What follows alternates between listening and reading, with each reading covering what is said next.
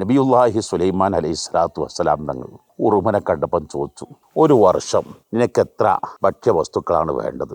ഉറുമ്പ് പറഞ്ഞു, ഒരു യവത്തിൻ്റെ വിത്ത് മതി. പരീക്ഷിക്കാൻ ഒരു യവത്തിൻ്റെ വിത്തുമായി കുപ്പിയിലടച്ചു. ഒരു വർഷം കഴിഞ്ഞു.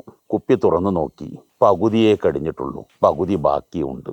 അവൻ ചോദിച്ചു, നീയല്ല എന്നോട് പറഞ്ഞു എനിക്കൊരു വർഷത്തേക്ക് ഒരു വിത്ത് വേണമെന്ന്? അപ്പോ അത് പറഞ്ഞു, നിങ്ങൾ വലിയ രാജാവല്ലേ, ഭരണാധികാരിയല്ലേ, നിങ്ങൾക്ക് എന്നെ പോലത്തെ ചെറിയ ചെറിയ ജീവികളിൽ കൂടുതൽ ശ്രദ്ധിക്കാനൊന്നും നിങ്ങൾക്ക് കഴിയില്ലല്ലോ.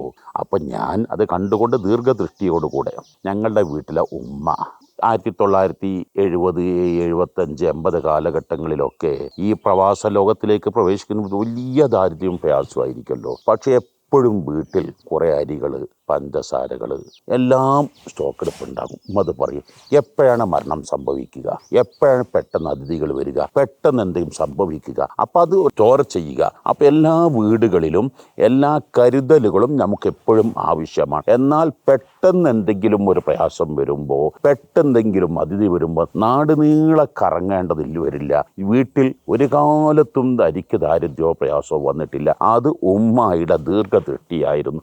ആ ദീർഘദൃഷ്ടി നമുക്ക് ഉറുമ്പിൽ നിന്ന് നമുക്ക് പഠിക്കാം.